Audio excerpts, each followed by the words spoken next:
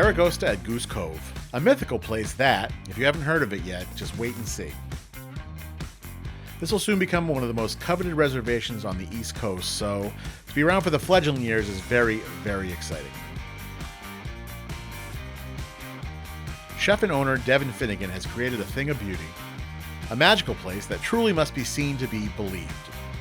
Seriously, I try to explain this experience, but there's simply no match for the first time one lays eyes on it.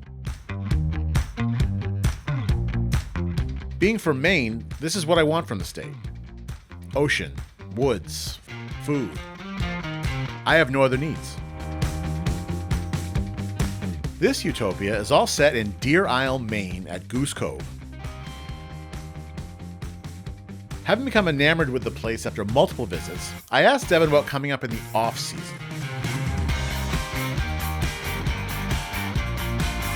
This was in hopes that she, Matt, Dan, the whole crew would be able to come out and play a bit. She graciously accepted and, in true Devin fashion, did not miss a beat in terms of being the ultimate host. Why wouldn't we start with a walk on the beach? You've hosted me multiple times here, and yes, it's literally one of my favorite places in Maine. And I hate like whimsical terms like it's quintessential Maine, and it's like, you know, it's all the nature and the beauty and, you know, local, and it's like, it is all those things, but it's a lot more than that.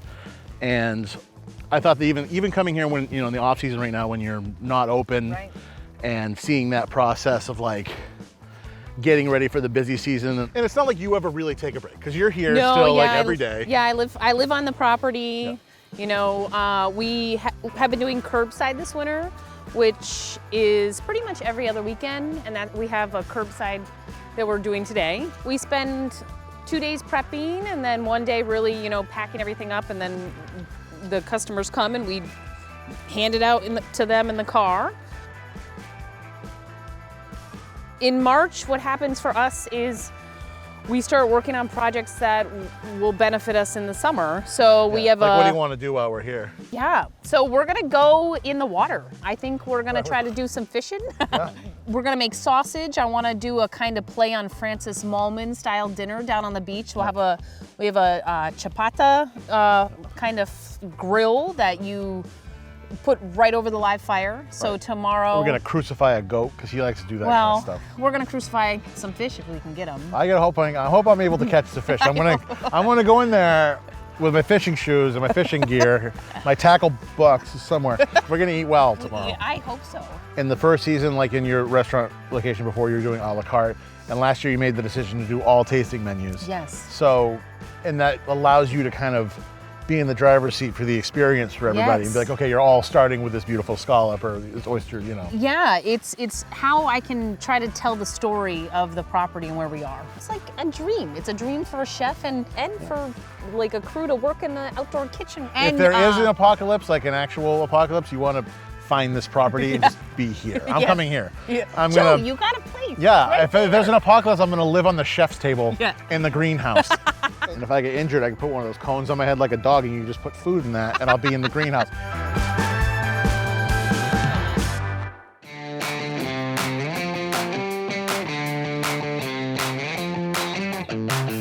While slightly more relaxed, the off-season at Aragosta is not necessarily a time of rest. Everyone is busily preparing staples to take them through the upcoming spring and summer. They literally make everything on premise.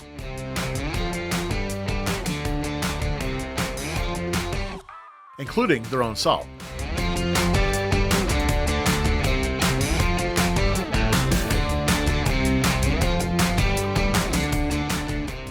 They're also busy preparing takeout orders for local customers, as well as retooling wine lists, meat and cheese boards, caviar selections, all of it. As it turns out, this is the task that I am also very well suited for.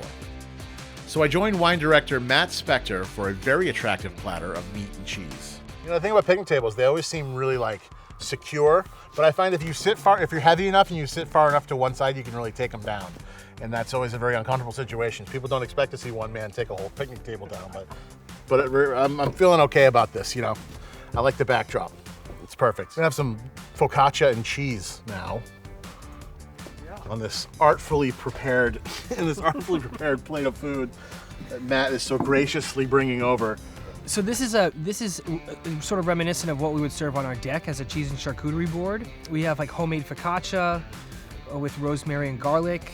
And then for our cheese and charcuterie, we have 3 different types of cheese. We have one that's called pata cabra, and that's a goat cheese from northern Spain. Camembert from Normandy is Loughran, which is from Piedmont, cow's milk cheese. And then we have 2 different types of sausage. One is from Fermin, which is from Spain, which is acorn fed. And then we have something like sort of local in Maine from Smith's Smokehouse. Then we have 2 different types of copa. Oh yeah. One from Spain and one from Italy. Am I supposed to blind taste to see if I can? Yeah. But you should dive in. I am gonna dive in. You should maybe go with a little bit of the copa with the Spanish cheese. I think would be a cool way to go. Yeah. Yeah, I will definitely do that. Like, look at the fat content in that. It's incredible. It's almost like lardo. I know. I can't resist. Mm-hmm. Yeah, literally. The minute you put it in your mouth, it starts melting. It's like the wagyu of cured meats. Yeah, that's good cured meat. Like, one of the things I do wish we had more like local charcuterie items. It's hard to like get away from ordering stuff from Italy and France and Spain, but I wish we're looking for. There's the Amish. Yep. Oh right. Yeah. I've never been connected with him, but I'm looking to order stuff from him. A customer last year like brought me some, and I tried it and it was delicious. But aside from that, I haven't. But we're definitely looking to find people who are making or make our own charcuterie. I think the key to do anything from Maine is like when you put it on the menu. Like I can't say when people put it on just because it's from Maine. Like it has to be as good as the stuff from Italy or Spain. Right. Otherwise, I'd rather eat the stuff from Italy or Spain. I know. That's the way I feel too. And that's a balance that you have to find. That's why I don't drink Maine wine. Yeah. I did hear from some farmers though that like as global warming like sort of intensifies that we'll get some wine now. Well, the range of what you can grow in the state is like changing. Yeah, Buxton's the new Napa Valley. Is what I mean.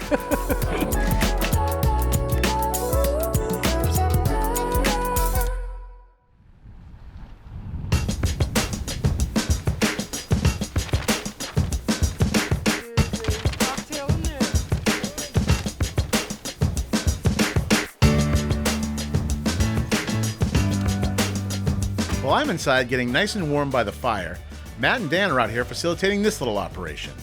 Essentially a drive-through that takes 2.5 hours to get to and is totally worth it. This is I think it's worth doing. This is the first time that Devin has ever eaten in her own restaurant. It's like, yeah.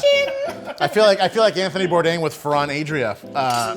Oh wait, hold on. Get the sarsaparilla. We're trying the Pepsi Clear of sarsaparillas here. I don't know if you pronounce the R, but I'm gonna do it anyway. So. Cheers! Thanks for coming. Yes, Joe. So great to see you. It's so great to be here. This is gonna be a great weekend.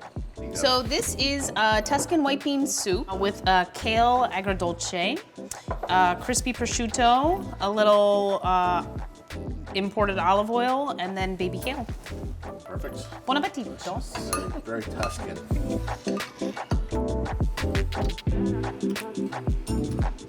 Yep. As good as it looks, yeah. The texture of this is delicious. Yeah, perfect. You spent a lot of time in Italy. I love Italy. Yeah.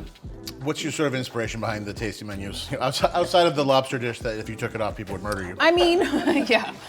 Get them knocking on my door. Yeah, Devin, please. I mean, the inspiration on the tasting menu is really, to highlight the seasonal ingredients and to highlight that we live on the coast of Maine.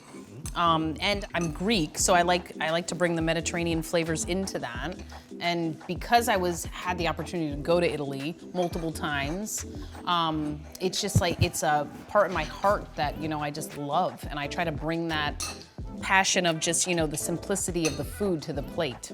My dream would be to get a boat and start on the end of the boot of Italy and go by boat port to port around the Mediterranean. I think that would be incredible. You're so unique in that.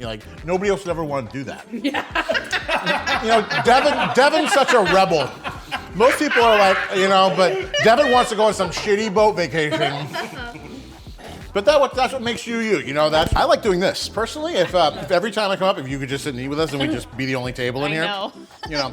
I always tend to like things that are bad for the restaurant. I'm like, if you didn't have any other customers, I'd really like it more. So how does it feel? Like, It feels great. It feels fun. you're very comfortable in that. See, like you wouldn't know.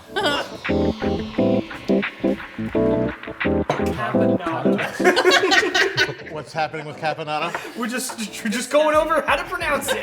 Okay, so here we have an eggplant caponata with a pesto arancini that has mozzarella in the middle, and then a little just micro lettuce from Yellow Birch Farm, and a wild violet. I think it's important to appreciate the view, even though there's a camera going in. Even with the lighting. One thing, I mean, that we always have to try to consider is, so people come, and beautiful food and beautiful service and beautiful accommodations is feud? Feud. Like they're battling at the table. Yeah. A beautiful feud. Much like one that will. They're attractive people. Yeah.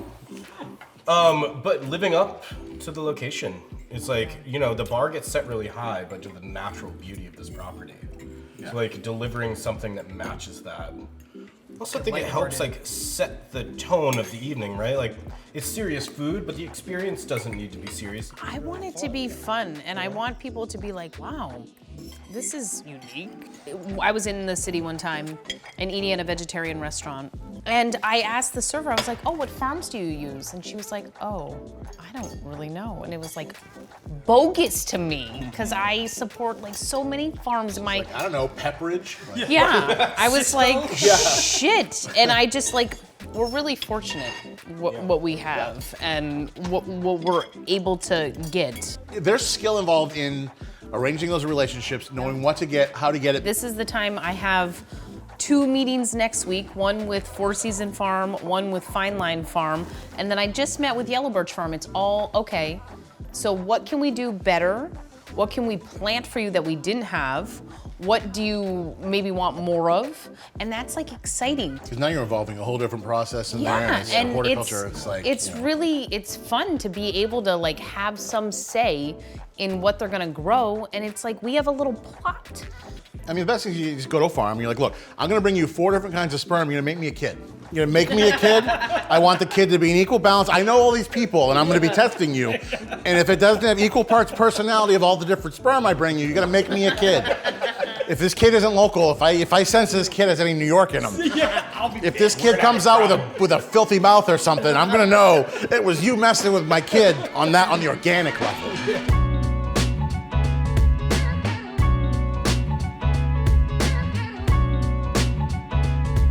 I know what this is, but to you is the question, Devin. Okay, so this is our vegetarian option for the curbside, which was pappardelle with a Alfredo and a wild mushroom kind of saute with a little gremolata, and then some herbs and a wild violet. Creamy pastas like this usually are my favorite. This is it's light with the gremolata. It's not the Alfredo from Olive Garden. So, no, it's certainly not. I feel like when you add cheese to a cream sauce, it becomes Alfredo.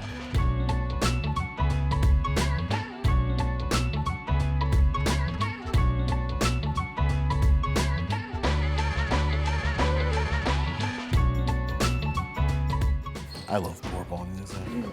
If I had a dying last meal, this would be it. I love this. This is wild boar. And do you use all wild boar? Or is there any? No, it was straight wild boar. I was thinking that we should get you back. We should get you back up here for opening night this year. I'm gonna say go ahead and decline that offer. What? Why? Of course I'll be here. I'll be here 2 days before. I'm work here. I have to help set up. I mean, we gotta get this thing ready. We gotta get you ready for the ball. Actually, the good thing, one thing I do love coming here, because I like to spread the gospel of Aragosta. We were talking about earlier how it's when people are like, what is that? And I find my disappointment and I calmly explain to them what it is. And it's usually, but I'm so angry it probably doesn't come out right. So if somebody asked you to explain this restaurant who had no idea what it is, what would you define the experience and the food as in your opinion? I would just say it's, a farm-to-table restaurant highlighting the coast of Maine. Yeah. When you come here, I think we exude a little bit of a quiet confidence, right? It's not stuffy, it's not pretentious. We're not going to make you feel any kind of way for not knowing an ingredient or knowing a product or knowing what you exactly want in your room. We're here to help you with that. Yeah. We're excited about what we're doing. I think we're really proud of it. I think Devin's got this vision for a property where she lives with her own family. This is a homey place. This is a serious place. And meeting those two worlds in the middle, bridging that gap and saying you can have a really serious meal without feeling like you're praying at an altar of gastronomy, right? Come in, eat delicious food, and hear a story about it. I think to sum it up, I just want to drink to, like, just the evolution of this restaurant, and especially coming from the original space and then just watching the menu grow. I mean, it just makes you excited. It's the kind of restaurant that you're excited to revisit. A lot of places you're like, okay, I've been there. I did it with, okay, that was good. Yeah, I went there. I've been there. But like here, you're like, oh, I'm excited to actually see what happens next. And that can even be the difference between like June or September. That's true. You know? So let's try to drink to that. Yes, Cheers. It's so fun having you here. Like your excitement about Aragosta, like validates all like what we're doing, and like that means a lot. Especially like you guys being up here. I don't know. And like we spend a lot of time thinking about something that's like pretty simple. It's like it's just serving people food, and the amount of time that like we all spend thinking about it is, and every person in the country who works at restaurants, like it's such a time-consuming job, right. And to have people that you like personally, but also people who are really supportive of your business, it means a lot. Like I know to all of us. Yeah. And it's obviously a major plus that we like shooting the shit with you too. But yeah, I obviously. I don't think I need to tell you how much I love coming. I think it shows. You know, and I'm never gonna leave here ever again.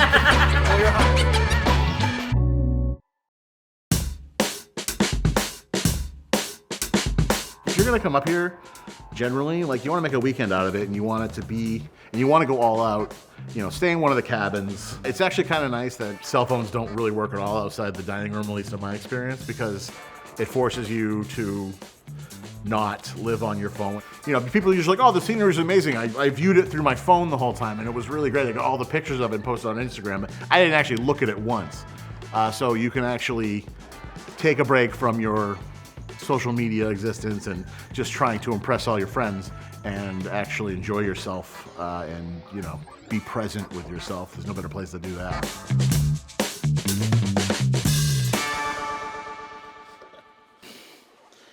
Special moments. These are memories frozen in time. Also, I'm feeling a little snug. I'm like a knight. I need your help donning my armor. I don't know how low they're supposed to be, and I don't know if they usually wear these with button-down shirts. I feel the need to clarify that yes, I understand these waiters are not a costume. Is this the part where I mentioned that two of my ribs are broken? Look at me, Dad. I'm gonna go work a real job, maybe a union gig, maybe full bennies, I don't know. Okay, they do fit though, right? I mean, this is how they're supposed to look. I feel like Frankenstein with these fucking things on. Though it seemed like a great idea yesterday, in the very brisk cold of the morning, I am slightly cursing my ego for agreeing to put on my big boy pants and show that I am still an ace in the hole on any professional fishing roster. She's only known me a certain amount of time, and she's never seen me in my aquatic habitat, you know? Yeah, like if you can catch the fish, I will cook the fish. I've never gone hungry, Devin.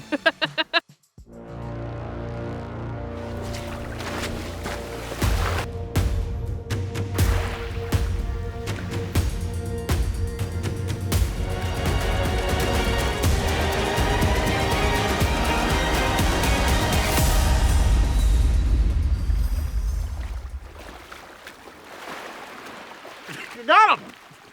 We're gonna eat! Nobody's starving. I got the fish. See that? Well, I don't need poles. I got my paws. Like a bear. Fuck these fish.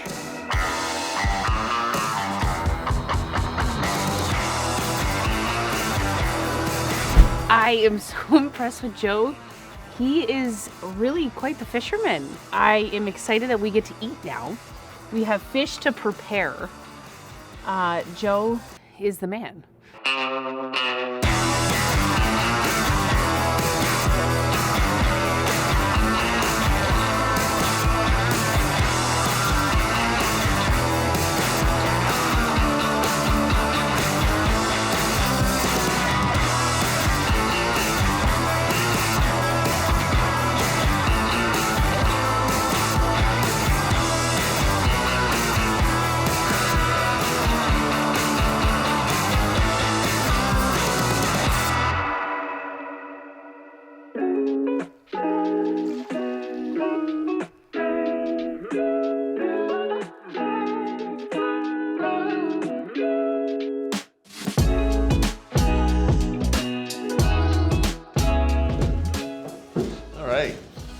So we're gonna have a little caviar tasting.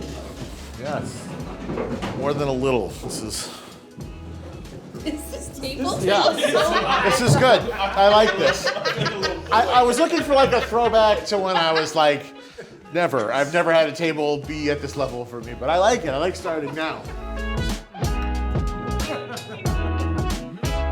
That's super tasty. Devin has dragged us into this, greenhouse / terrarium to eat some caviar, which we have all these accoutrements to go with it. What kind of caviar? We have three different kinds of caviar, then there's one row, right? Yes, so we have an American caviar from Snake River, a white sturgeon, a prime osetra from Greece, a Siberian from Greece, and then the salmon roe. We have just our house potato chip, our whole wheat bellini, and then a charcoal infused cream. So one of the reasons why we've been tasting caviar is because we want to use that as an add-on to our meals.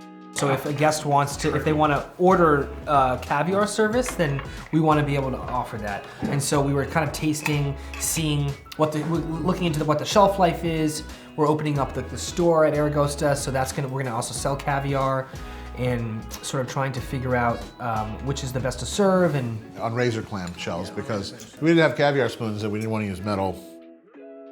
I definitely can see it on the oyster. Yeah. And I feel like if we have, a private party or VIP or whatever, we could do a little spread of like little bites with different caviar. Yeah.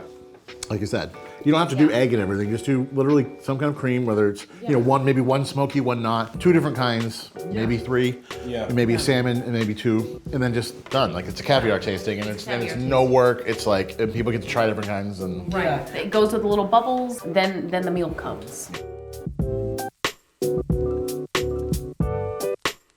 Crispy chips, smoky cream, salty caviar, purple horseshoes.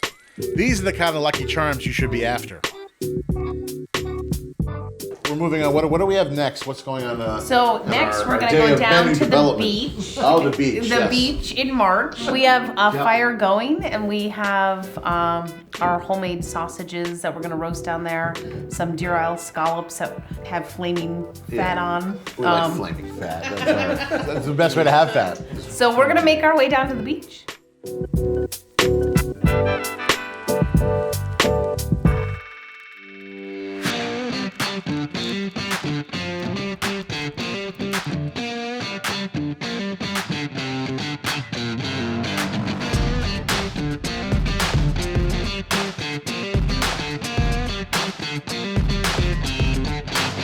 Throughout the day, the weather shifts from sunny and bright to literally snowing sideways. No matter what the outcome, we will not be deterred from feasting on the beach. It doesn't matter that we have a warm, comfortable, and far more convenient indoor dining room at our disposal. Nope, out here we rough it and we like it. And nothing screams roughing it like these insanely fresh scallops being cooked on the grill and topped with flaming pork fat. So these are our deer isle scallops that Bobby and Marsden Brewer cultivate. The farm is literally right behind the island here. So up in our dining room, you can actually see where they come from. Amazing thing about farmed scallops is we can get them year round, opposed to the scallop season that is normally for dragging is in the winter.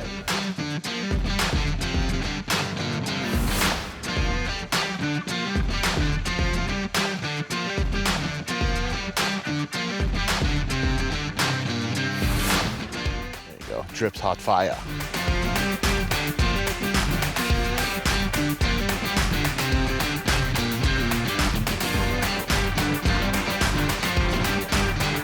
Oh yeah, the orange. I don't know how much the flaming pork fat adds to flavor, but it does make it cool. It looks super Yeah, that was cool. Yeah, it's really, yeah.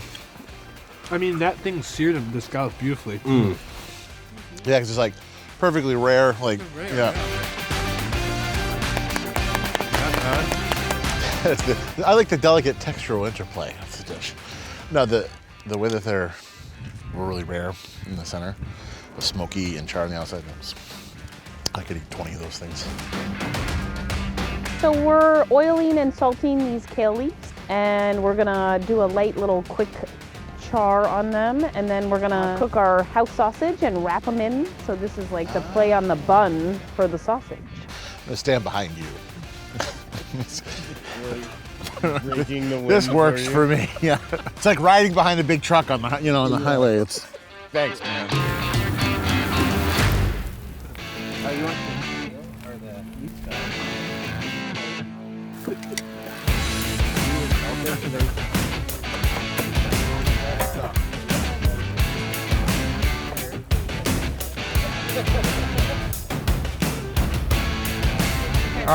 Yeah, everyone should just eat because it's getting cold. Yeah. But there's the sausage, the kale, the grilled leek, potatoes, mustard. That's just a lemon dressing, and then this is onions that were cooked in the fire and then cold smoked a little bit, and then just blitzed. All right, dig in. There's no cold plates. Yeah, that was freezing. Plates are really Yeah, they are. Yeah, that's so nice. He looks like in physical pain. Yeah, you'd be just as comfortable on a trash can fire.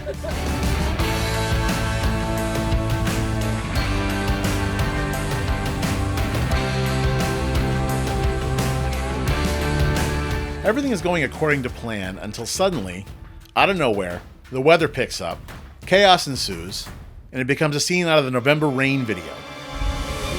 Yep. Come on.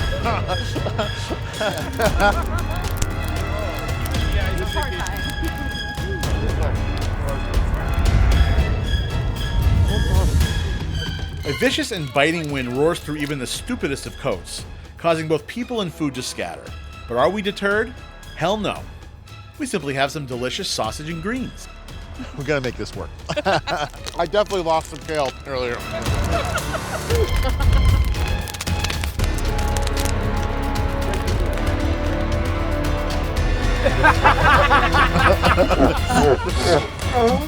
It follows you, doesn't it, Dan?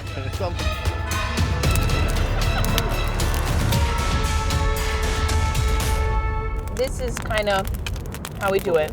On the beach, hanging with friends. And, I mean, us Mainers, we long for spring, so this isn't out of the ordinary, freezing down here by the beach. Remember last night, I was like, if you want like Maine shit, you gotta come here with this, there you go.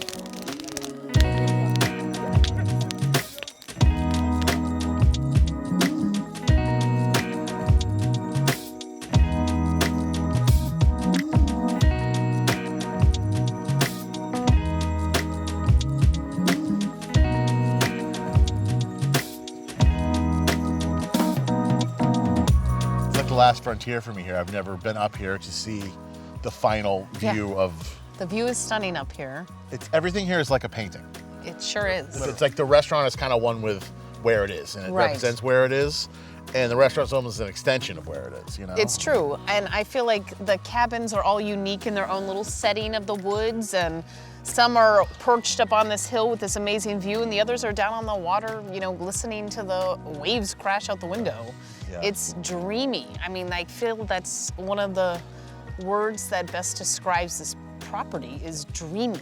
And literally in the summer, all you can hear is the waves and the sky, the stars here are incredible. The Milky Way is so exposed in the summer, right over the deck of the whole restaurant. It's really pristine. Yeah, now that you mention it, I think more than ever, people need to actually get away and not just to some, oh look, it's right on the beach and we have personal cabanas and they all have chargers in them and they've got, things to plug our phones into to play music with Sonos, Yes. It's like, This is like pack your favorite book, maybe bring your hiking shoes. Yeah, and if you can't read, just, we can help you with that. I'll read to you. Call me, I'll come read to you, that's fine.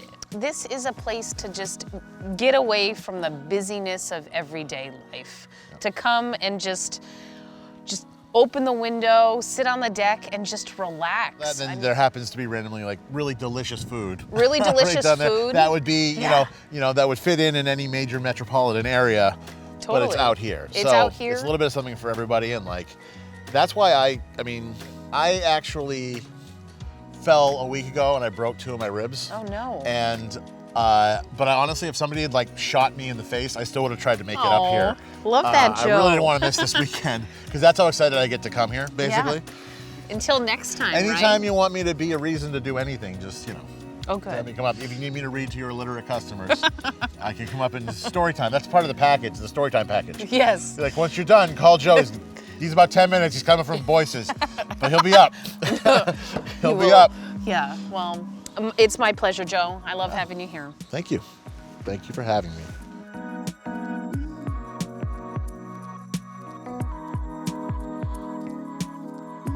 I hope you've enjoyed this glimpse into what life looks like in the off-season at Aragosta. I can't tell you how fortunate I am to hang out with this crew, and, full disclosure, I've already been back twice since we filmed this. It's the perfect place when you just need to get the hell out of Dodge.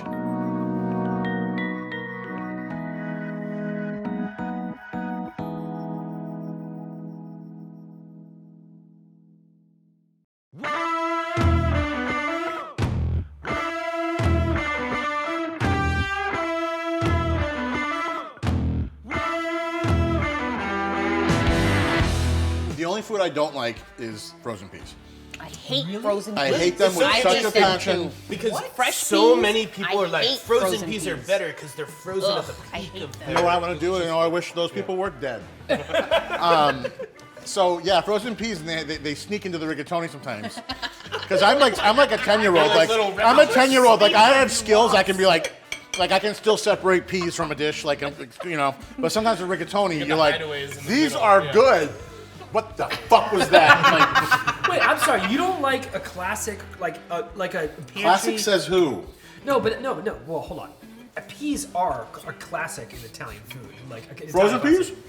I'm sure Like people in fresh Italy. peas are- Fresh peas are amazing. Yeah, I am hold with on. Joe. Frozen peas Hold on, suck. I'm not saying I don't like wake up in the morning wishing I had a bag of frozen peas. I'm not convinced that you don't I'm think just that. saying- I'm just Depends saying- on the night you have. Sounds like you're pretty Right on the passionate about forehead. this. I don't know. I'm just You're saying. fiery about it. Is what you are. You're fiery. Clearly, he's a frozen pea No, lover. I'm just saying that. Closet frozen pea guy. And carbonara with guanciale and You're gonna frozen take. peas? You're telling me you're gonna take guanciale and then you're gonna put that trash in there with I'm it. just Like, saying it's Carbonara doesn't have peas. Yeah, I was gonna also, if you say. make carbonara with peas, you're getting into the club, and it's not a good club to be in. But a classic carbonara is like bacon and peas. And you guys are acting like I'm over here the championing. I mean, I'm not, you I'm just are saying. kind of champ. If I took a poll, who thinks that Matt is championing frozen peas? Show of hands. Yeah, I think you I got my guys. hand- His hands full are. hands. Yeah. I think he you gave you guys those just plates, don't so you like couldn't it. raise your hand. Allow me to verbally consent. Okay, that's a raised hand to I me. just think that like I've been getting into these pantry, these like classic Italian American, but also Italian dishes where it's like you don't go to the grocery store. You make pasta with what you got. It's like there's the garlic and anchovy pasta that's like a pantry. I'm good with that. I like that. Yeah, and I think peas has a place in that one. Don't think so. No, I mean there's like cat litter in my house, but I don't put that in my food just because it's there.